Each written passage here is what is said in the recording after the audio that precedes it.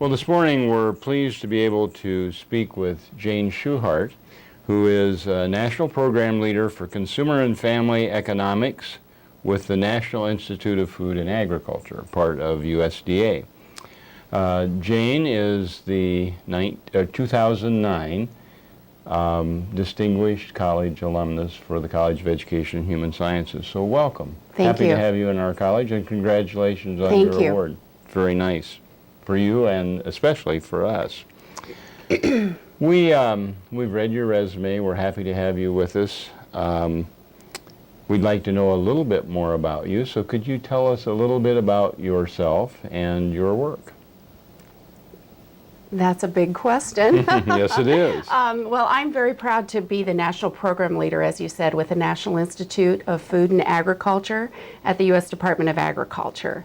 And this agency is the federal partner in the land-grant university system, which includes the Agricultural Experiment Station system and the Cooperative Extension system.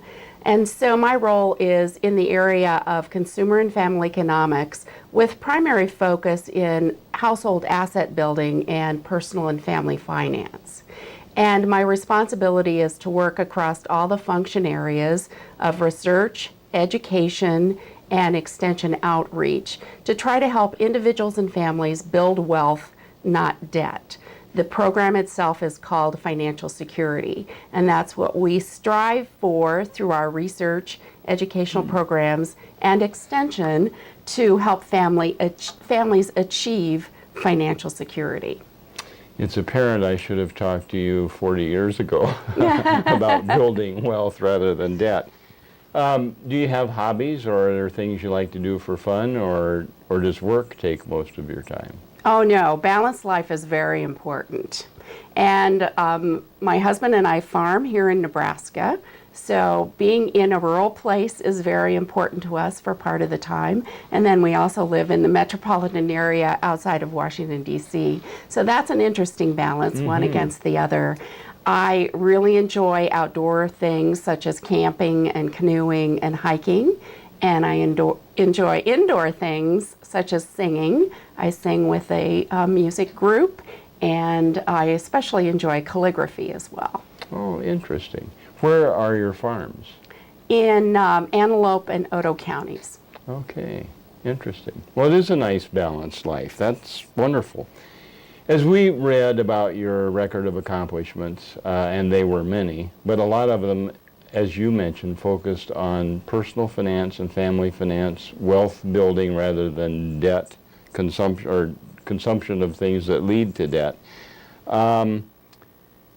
You started your career in, I believe, consumer journalism. Is that correct? That's correct. How did that major help launch your career? Well, I always wanted to be a newspaper reporter, and I did do that for about 6 years.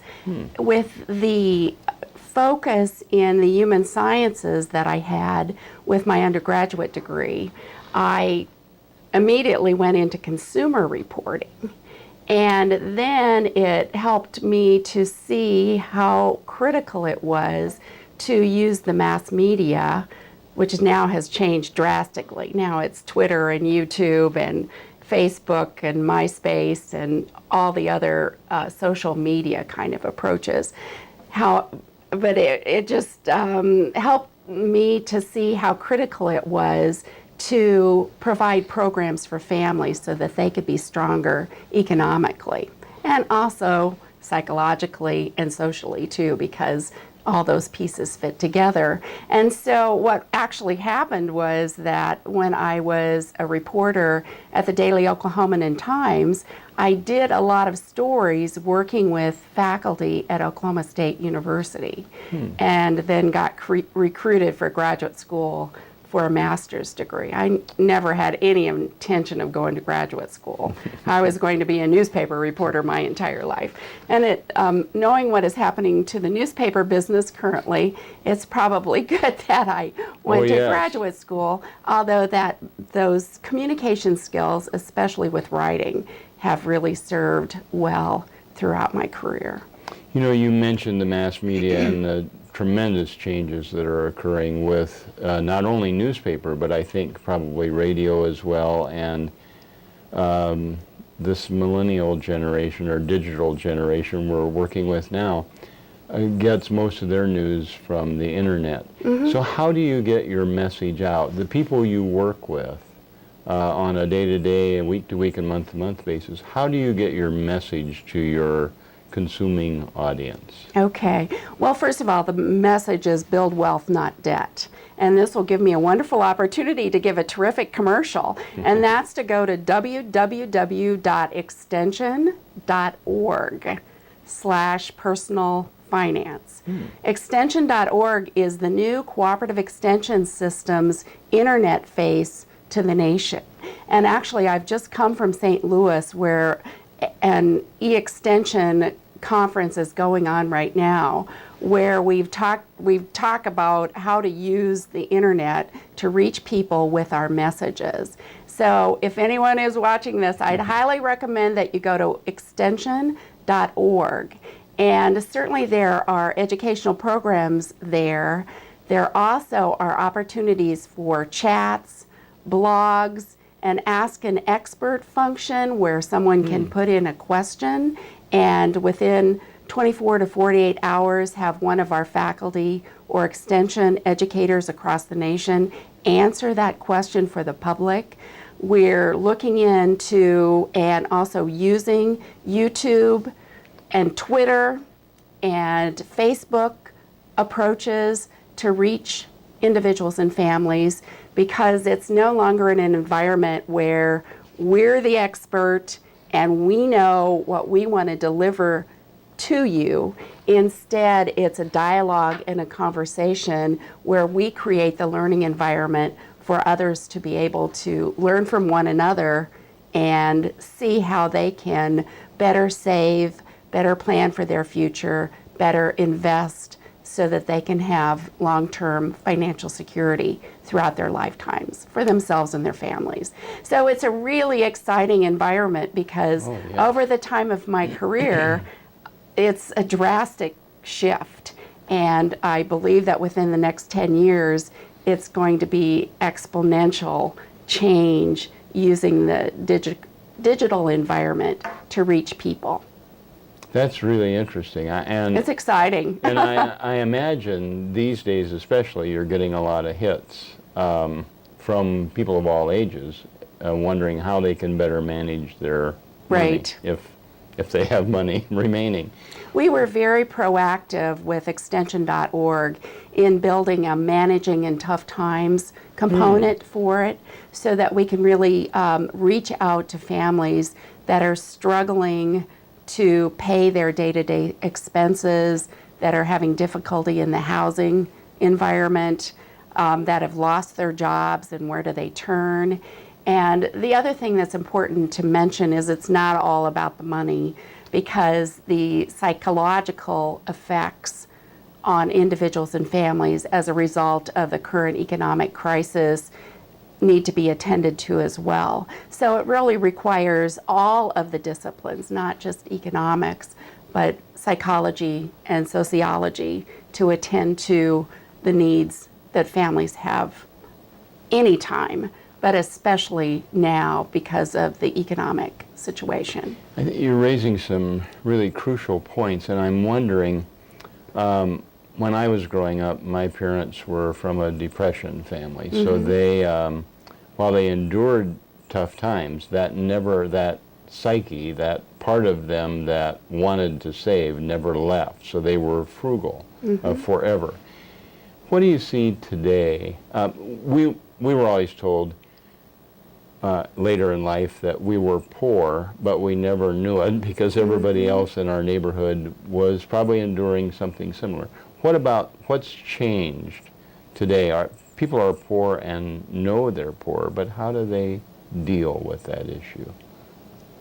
I don't know if I can answer how they deal with that issue, but what I might do is shift the question just a little bit to talk Sure. about the savings mentality in this Good. country, if that's helpful fine. at all. That would be fine. And I know exactly what you're talking about because my dad is almost 93, and he would save everything, including the wax paper inside of cereal boxes in case you ever needed to line a cake pan. The savings rate in this country just a few years ago dropped below zero. And the amount of debt that people are carrying in this country is dangerously high.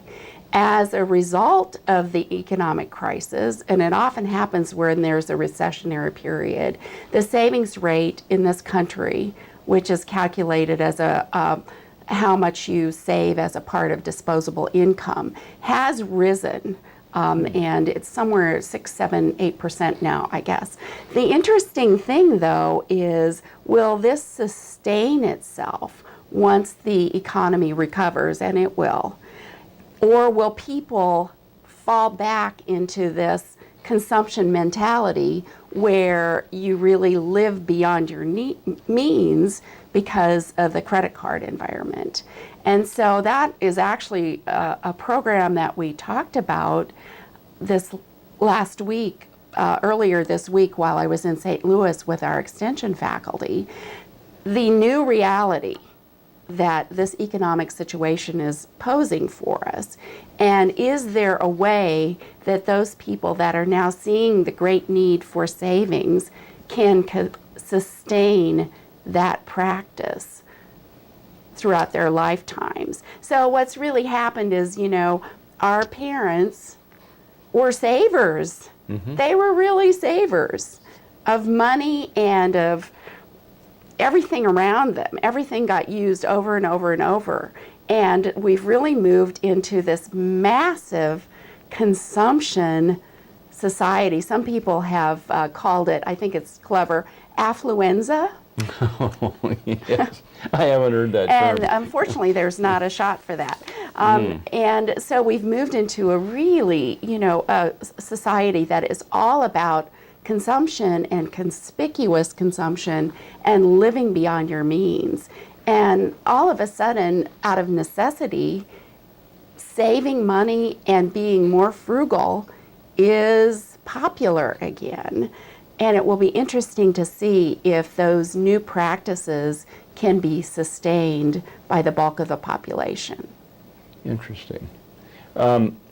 For young people who are just starting out, people who may be recent college graduates, or for high school graduates or community college graduates who are going into the workforce, what kind of advice could be offered to them in terms of managing their personal finance? Some leave with a great deal of debt from college. High school students just getting started in a workplace, or community college graduates who are entering the job market, don't have a lot of resources. But how should they behave? Just as a piece of advice, perhaps. Well, I really don't like to do a lot of shoulds because everyone is different in their personal financial lives.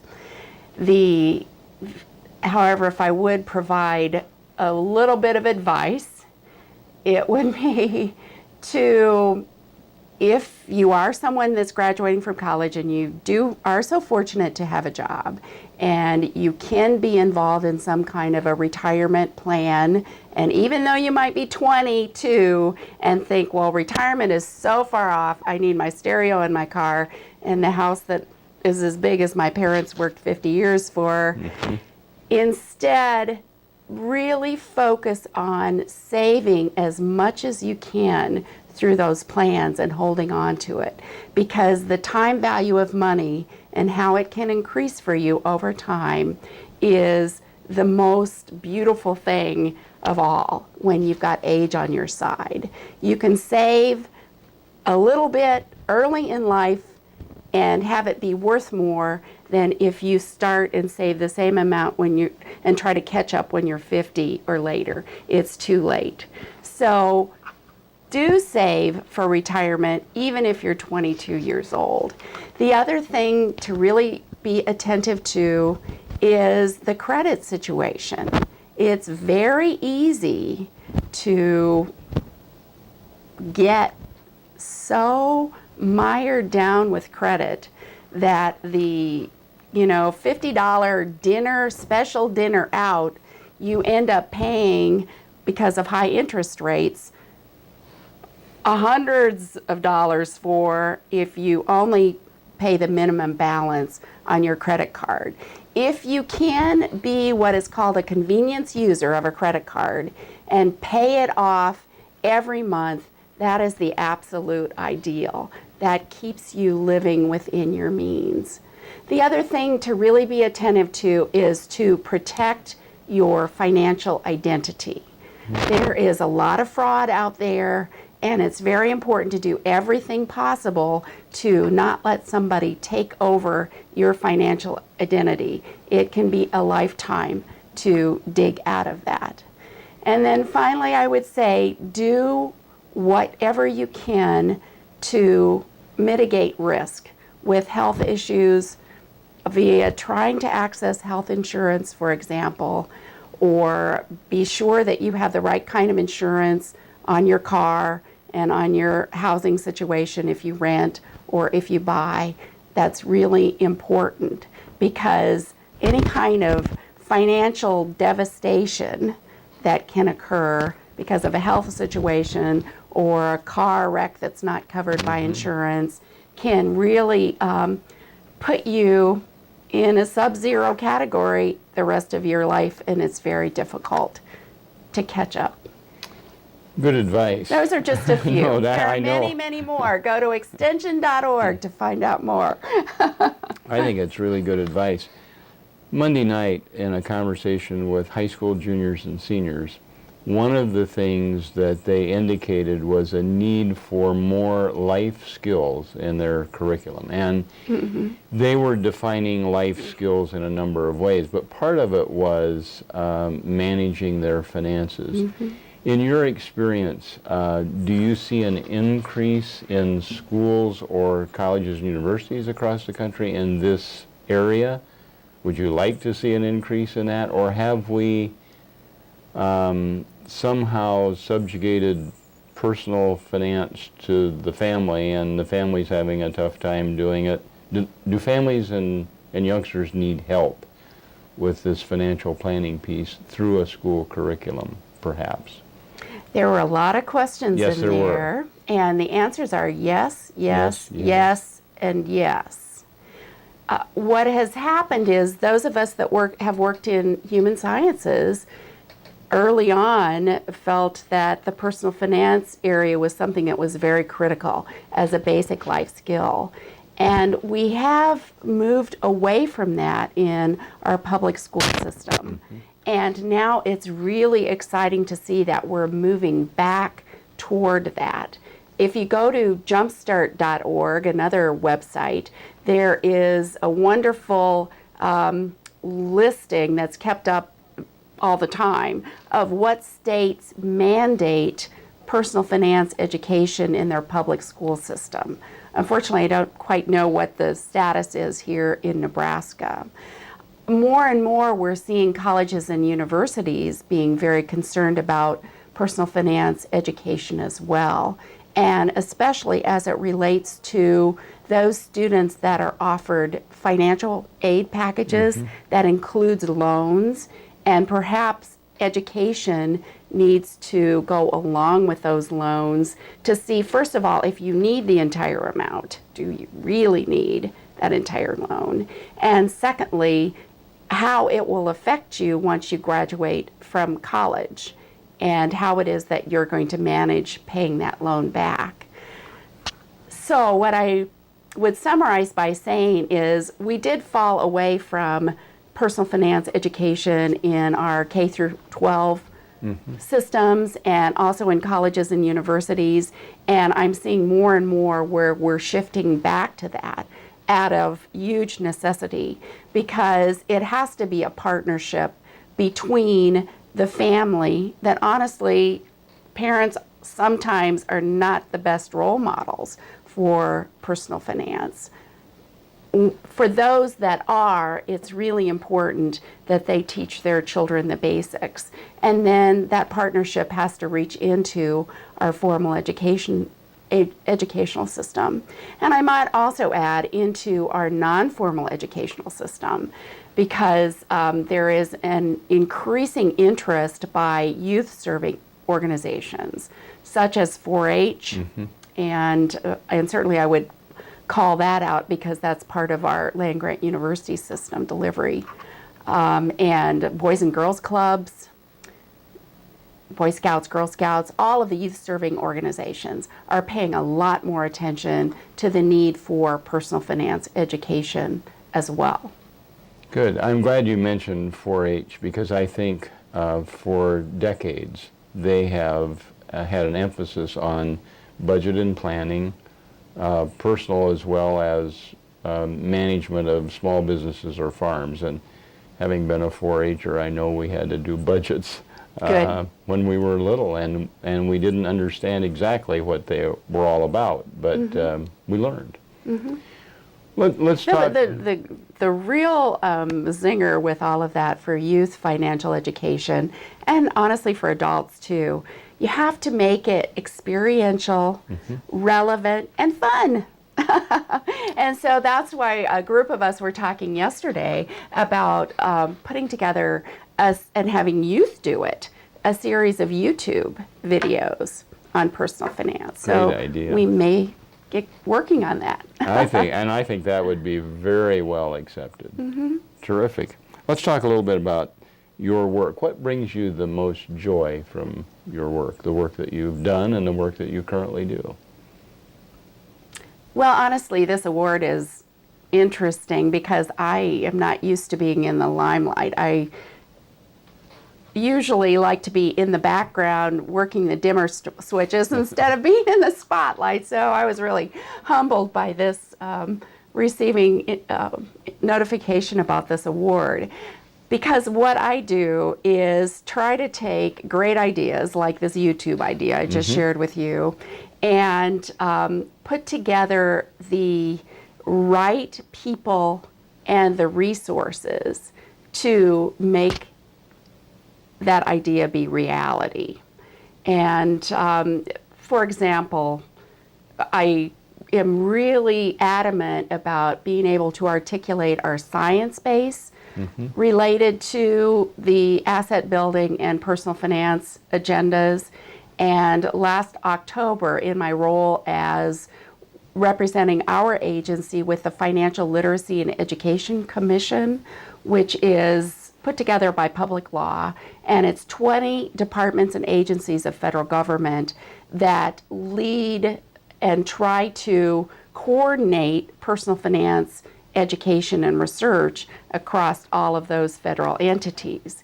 And it was really critical that we be able to articulate what the research agenda needs to be. What do we know? What don't we know that works to get people to change behavior? And then how do we fill that gap? And in October of, it's 2008 now, we put together a symposium where we brought together 30 of the leading faculty from around the country to identify 10 research priorities in personal finance, education, research, and outreach. And it was Harvard and Princeton and Dartmouth and Kansas State University and Iowa State University. So a nice blend of the public universities and private universities. And it's wonderful to see how that is affecting the research agenda with foundations and with our master's and PhD programs across the country, et cetera. So and I was in charge of bringing all of those pieces together with the Department of Treasury to be able to accomplish that. The other thing that I've worked on recently is our Managing in Tough Times directory that we've made available. It's called MITNet, Managing in Tough Times Net. And it is a directory of educational programs that are available all across the country in the farm and ranch operation area, in community development, in youth education, and in consumer and family sciences and human sciences. And the intention is that anybody that needs to have a program can go to this directory and pull out something that has been done somewhere in the country and adapt it appropriately instead of starting from scratch. So that if you had, a manufacturing plant that went under and several hundred people were employed and extension was called in to do educational programs, you wouldn't have to try to pull something together yourself as an extension faculty member, that you could go to this directory. So that's another kind of thing that I've done just recently. And one more example is I'm partnering with the Social Security Administration and the U.S. Treasury and the rest of the Financial Literacy and Education Commission now to do a national strategy for financial literacy that will be delivered to Congress in April of 2010. So the kind of things that I do, to summarize, is really to pull together teams of people to address a critical need and then see that that gets done and resourced effectively. And it gives me an extreme amount of joy to see these wonderful teams be led to a path that they choose, to articulate what the vision is, and to try to decide what the end piece is going to look like, and help teams go on whatever road they want to take in order to achieve whatever the goal is. And that's the kind of work that I do every day, to create an environment for teams of people to be successful, to address a really critical need. And it sounds exciting, and you're enthused about it, which is even more exciting. Yeah, I love it's it. Great. And then the other thing that I'm really proud of, and I really want to thank USDA for being a wonderful environment in which to work, is that every day I wake up and it's about creating visibility and opportunity and also accountability for what we do in the land-grant university system. And of course, the University of Nebraska is a land-grant institution. And so I'm very proud to have started at the University of Nebraska and still have an opportunity to work with the University of Nebraska as one of the universities that's in our land-grant system. Well, obviously you had a good foundation, I'm assuming, from family and high school, and then fortunately the University of Nebraska was blessed, I think, to have you here and Thank to be you. one of our graduates. And I like your enthusiasm, and I would hope all of our graduates could leave here with that kind of enthusiasm. Well, our time is drawing to an end. Okay. You have given us some excellent information, and I've learned some things here today that I'd like to get a hold of now and apply. Is there anything that we have not asked? I'm sure there is, but are there things that you would like to let us know at the end of the interview that we've not covered yet? Anything you'd like to leave us with? A piece of information, an aha moment, or anything?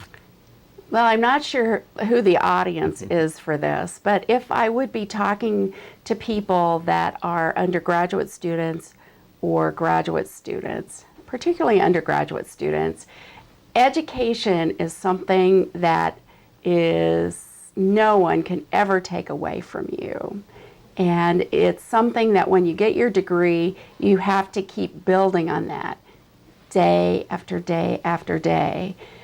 And it's all yours. But then the most critical thing is to pass it forward, to see how you can apply your education to, certainly in the college that we're in here, to improve the human condition. And so if there would be one piece of advice that I would offer, and one that was given to me many, many times, is at some levels you can give back, but it's more about passing it forward to help others to apply what you've learned at the University of Nebraska and elsewhere to help people to better their lives, whether it be their finances or whatever part of their lives is most critical to their well-being. I think that's a great message to end on. And Jane Schuchardt, thank Thank you. for being with us today, and congratulations once again. Thanks very much. You're welcome.